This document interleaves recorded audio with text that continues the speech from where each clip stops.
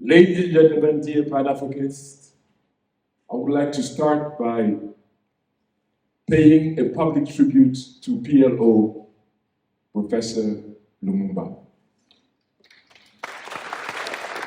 I think Kenya, I think Africa, I think the world at large is happy and proud and lucky to have you, Professor Lumumba. It's the first time that I see him today, but I would be lying if I see this the first time I see him, because I've been watching him, I've been listening to him, I've been thinking about what he said, and his courage to tell the truth, nothing but the truth. Whether you like it or not, you will listen to that truth. And I think that's a very big asset that you are for Africa.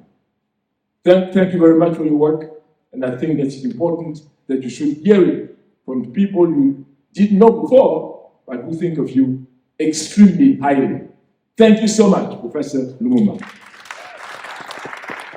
Having said that, I think it's important for me to get to my topic, because otherwise I can say the same thing for everyone who's here, of course. Natalie, everybody else. But I think that I'm here to deliver a speech on a specific topic. The topic is not what I think of my co-panelists.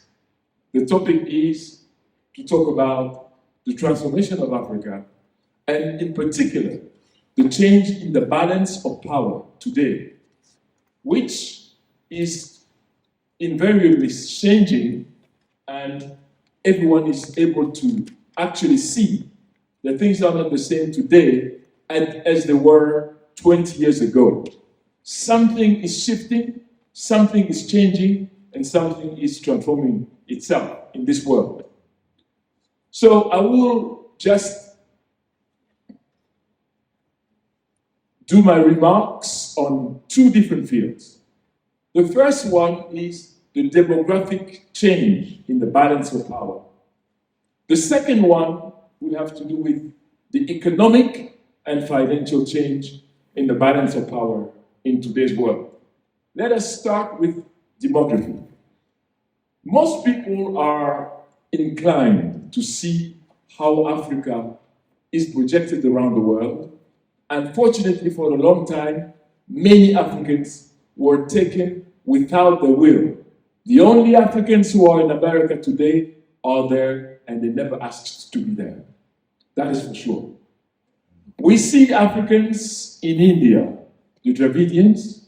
We see Africans in the Middle East. We see Africans in Europe and everywhere. But what is not well known is that Africa is home to the entire world and to all the races. It's important to understand that. It is wrong, absolutely wrong, to tell us today that we are discovering the Chinese, we're discovering the Russians, we are discovering, it's not true.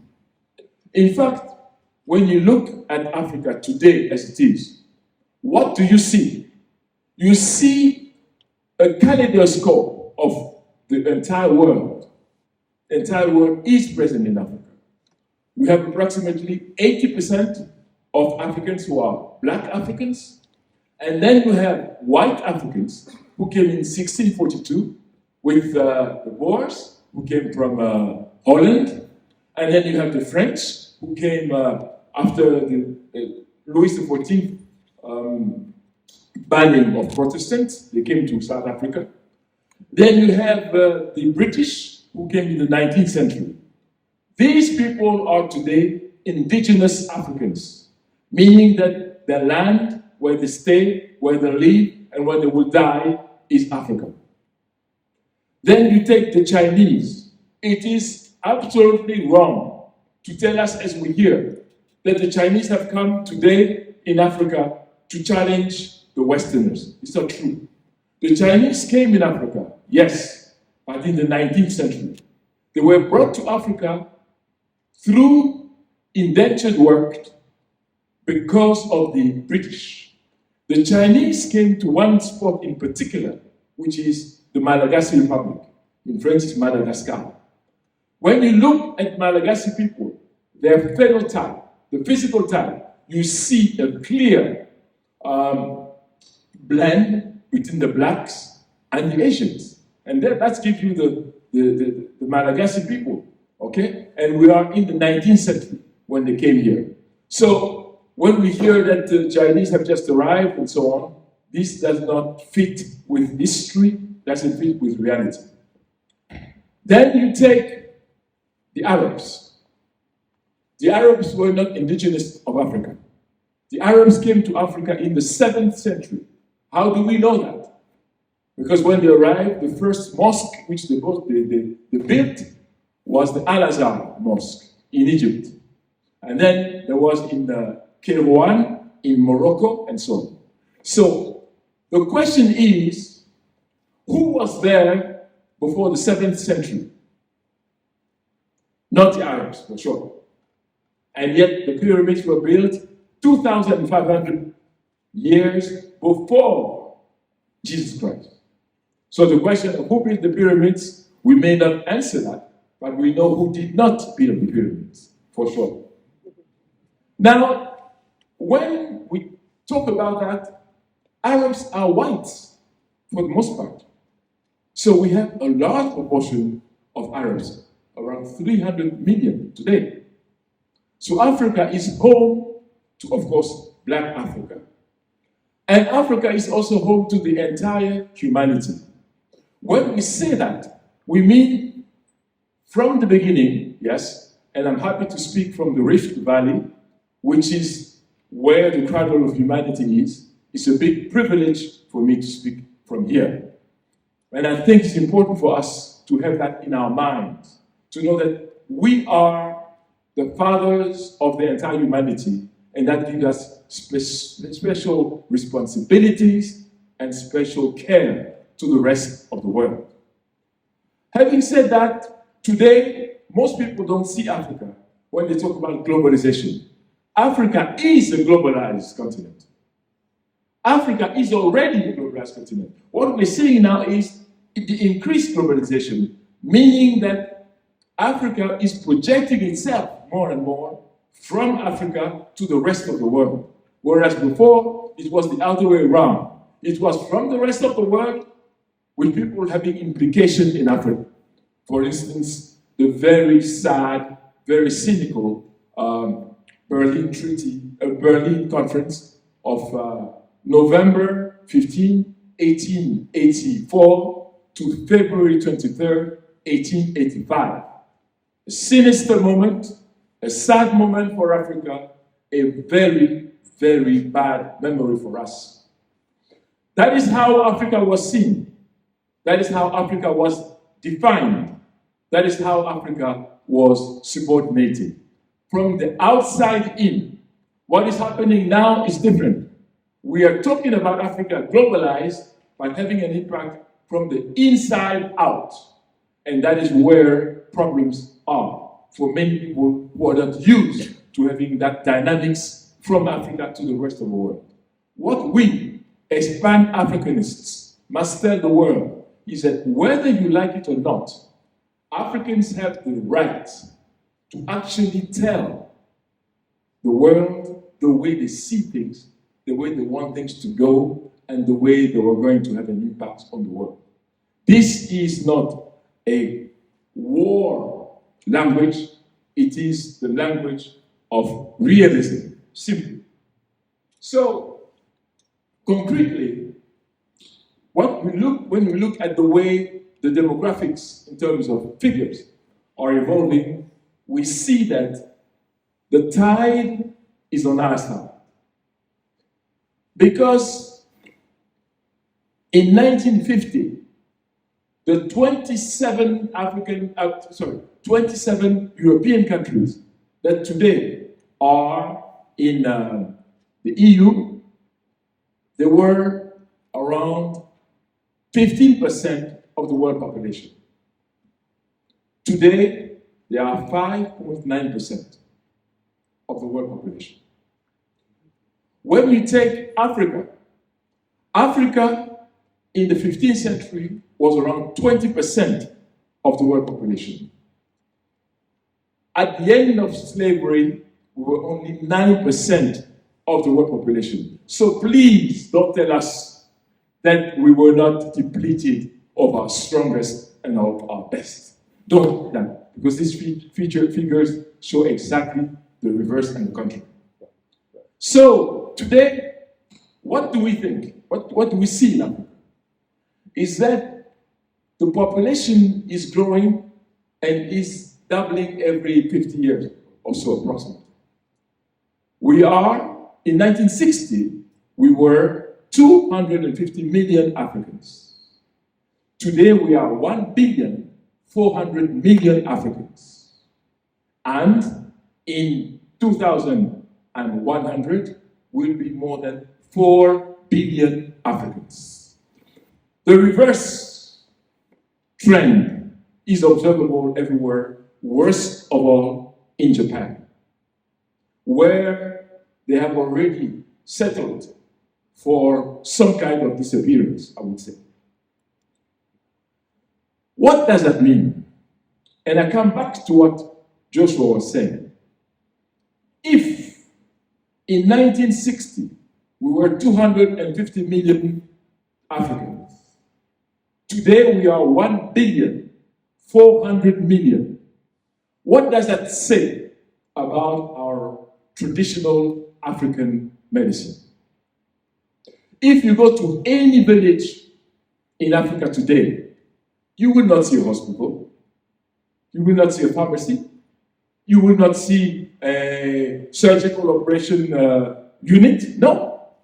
What you will see there are people who for thousands of years, using at least the 6,000, 10,000 African traditional medicinal plants, have been able to care for the population.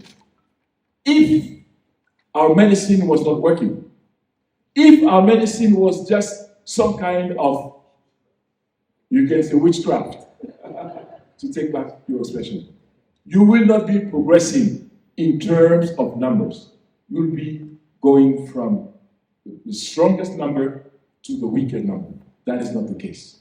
So it's important to understand that what we hear about African traditional medicine should be totally looked at from a different angle. And demography is booming. The terms that we hear now, especially in the West, we hear about demographic explosion. About not only demographic explosion, but there are many terms like that. Demographic bomb. I think these are war terms. We're talking about a war. This is not the Sunday afternoon picnic sort of phrasing. Because the times are changing. And Africa today is confronted with this reality. When in 2050, one out of every human being will be African, it means that we must measure the extent of our responsibility. We must stop improvising. We must make sure that because of that responsibility, we must plan, we must strategize, and we must look at how not to become forever dependent on others. That is, to me, the meaning of the fact that in 2050, one out of every human being will be African. So it means a revival of the way we approach things, and more importantly, the way we approach ourselves, the way we love ourselves, the way we have esteem for ourselves. He or she who hates himself cannot talk about development. It is not possible. So we have to work, and I agree that our educational system is a disaster. It's a disaster because it teaches you exactly the opposite of what it is supposed to teach you. That is to say, autonomy. That is to say, the capacity to solve your problems yourself. The capacity to use your environment in order to draw lessons from what is around you. Most of our educational systems do not do that. What they talk you about is Plato. Aristotle, Rousseau, Shakespeare. Neither Plato, nor Aristotle, nor Shakespeare had one word to say about Africa. Am I right or wrong? You have read all these books. Nothing. So why should we quote them every day in our dissertations, in our speeches, unless and until you speak in Greek or Latin, you will not consider an intelligent person. If what I'm saying is not true, please contradict me. Your state of intelligence is related to the ability of your audience not to understand what you're saying. The least they understand, the better they assume that you're an intelligent person. Ladies and gentlemen, when the population thinks that way, it means that we are in serious trouble. The first thing that we should do is to make sure that we love ourselves, that we are proud of who we are, and that our system of education actually uplifts us and helps us to become better people, more powerful people, more resilient people, and more autonomous people. So that is the first thing that I wanted to say. The second thing that I want to say now has to do with finances. Ladies and gentlemen, who defines who is rich and who is poor? Who defines what is wealth and what is poverty? What we can say for sure in 2025, it is not us, the Africans. Who defines the framework of analysis of Africa? If I ask anyone who is here, coming from Nairobi or from Kenya or from any other country, do you know what is the inflation rate of Kenya? The next question, for it to be serious, would be, does your answer come from the IMF or the World Bank? For it to be credible. Kenyan economists, Kenyan statisticians are not better placed in our own minds to say what is inflation rate within Kenya. I don't know whether you can have such an attitude in China. I doubt it very much. So the extroversion of our economic system has become the norm.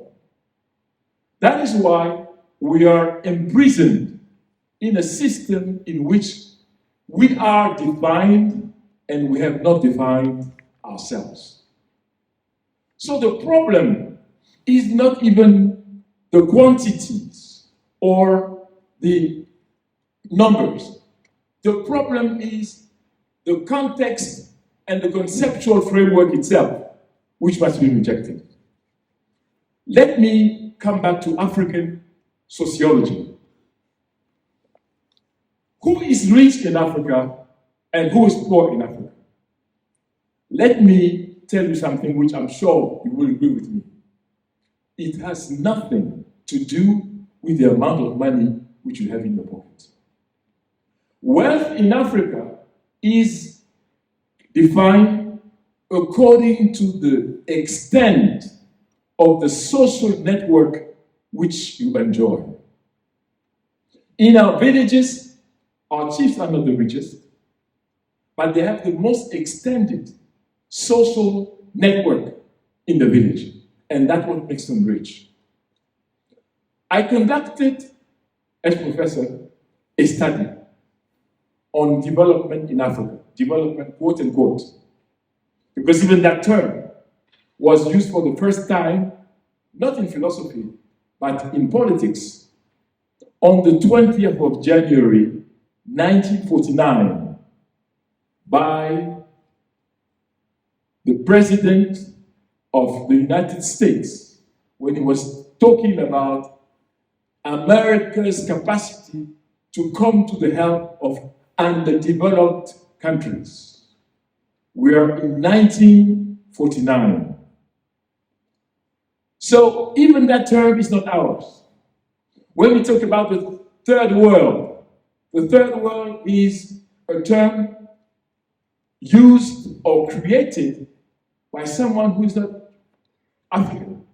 He was a French geographer, okay, and so on and so forth. So we use those terms, but we did not create those terms. We did not invent them. So they don't reflect our reality. So I'll come back to what I was saying about who is rich and who is poor. Joshua was saying a few minutes ago, and I think rightly so, that if I have huge forest lands, as we have not only in Central Africa, but also in Brazil, in which the essence, the different essences are extremely expensive.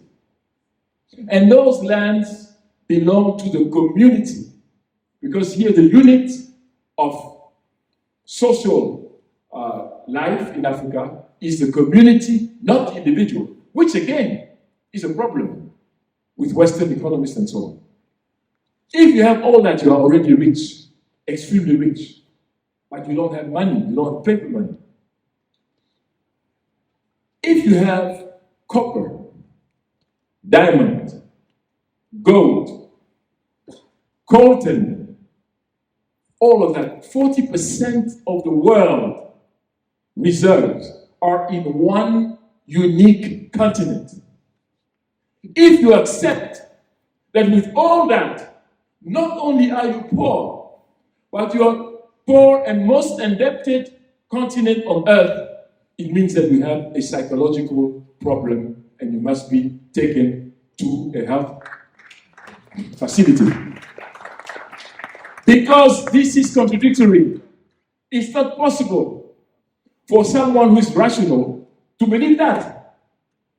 So, the basis and the definition of poverty is not ours.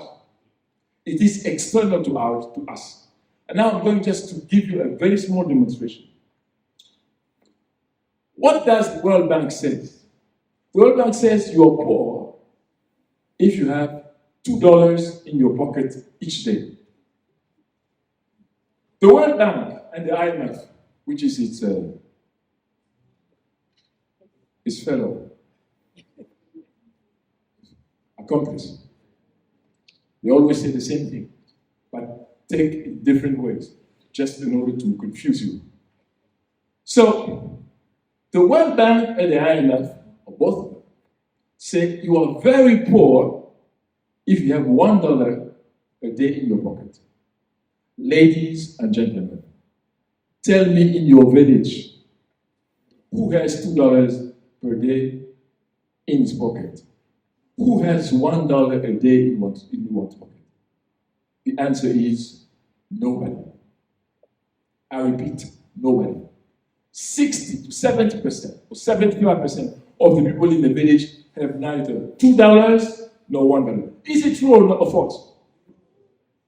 So, for the World Bank, according to their typology, meaning that the way they register, the way they classify, these villages in Africa, these countries are zombies because they don't exist. Yet, people do live. How do they live? They have recourse to something which is fundamental. It is the economic, cultural approach, which is the barter. I have a hen, I have a chicken, I have a ghost, you have cassava, you have millet, you have sorghum, we exchange. I have palm wine, you have, I don't know, whatever, we exchange. That is how most people live in our villages. And I know many people personally who spend years without touching money. But for the IMF and the World Bank, It's not possible. Because in Washington, D.C., on 8th Street, where they are, you cannot live one day without money in your pocket. In fact, the American law says that if you don't have $10 in your pocket, the police is entitled to arrest you because you're a delinquent. So you understand that the cultural dimension is fundamental. What they draw and their laws are not universal. They are not universal. So I just wanted to give that example. Now, we Africans from Africa and from the diaspora, we must understand that the time for us to look outward and to tell what we think is arriving. It means that we have thought through before. It means that we now take the time to reflect and to strategize. It's important for us to strategize. What will Africa and at large be in 50 years? What will be in 100 years? This is fundamental because it's like a chess game. Before your adversary plays, you must know already 2 games ahead where you're going to play and how you're going to play. And I think this is very important. Now, as far as economics and finance is concerned, the BRICS seem to me one of the ways out for our predicament. And I use the term predicament because many of us, especially in the French-speaking countries, or so-called French-speaking countries, have been trapped in a monetary system that cannot bring us joy and fulfillment. It is not possible. The way that murderous construction was made is simply indecent. Now we are seeing it, and now I'm sure people are looking for ways out. The BRICS are becoming, in my view, the way out. Why do I say that? First of all, the name BRICS gives you an idea of what we're talking about. Brazil, Russia, India, China, and South Africa. We are no longer in the prison of the IMF and the World Bank. These countries have a lot to offer, but these countries are there also for their own good, which is normal. But at least it gives you an alternative to the trappings of where we used to be. So it's important, therefore, to understand that there was a change, an important change. Up to now, the BRICS constituted 40% of the wealth of the world. With the introduction of new countries, such as Saudi Arabia, such as Argentina, such as Egypt and Ethiopia for Africa, they've come now to 46%, which is huge. So it means that there, what is certain is that the rates will be different, can be negotiated, and can be for our own good in particular. I will not stay for too long because I think otherwise it would be a disrespect, sign of disrespect for my fellow co-panelists.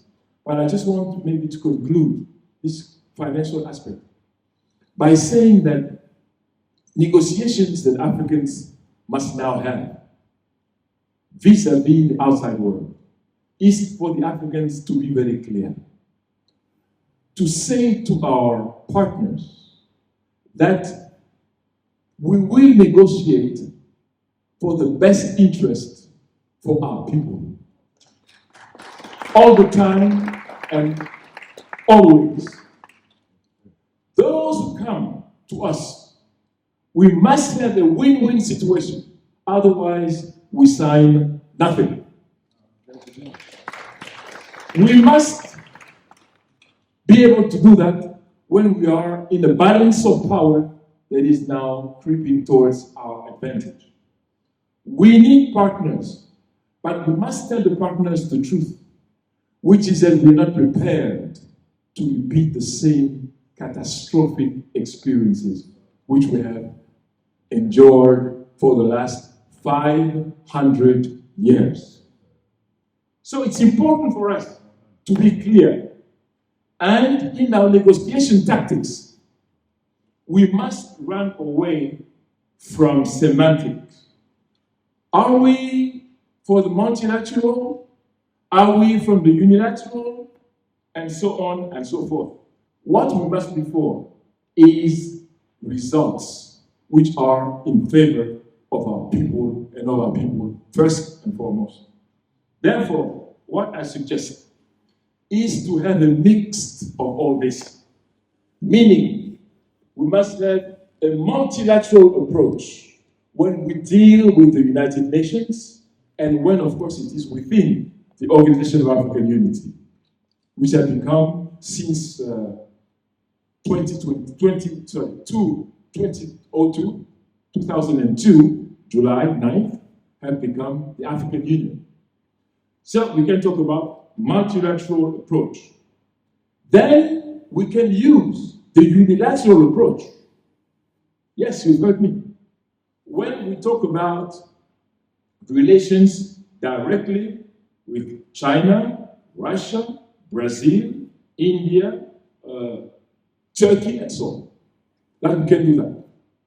We can use the minilateral approach, meaning that it's a one subject that interests us, and that has been used during the Ukraine war, where we chose not to support those who were thinking they would support them automatically and without thinking. We chose not to support Western Europe at that particular time, what I call the minilateral stand. Okay? Then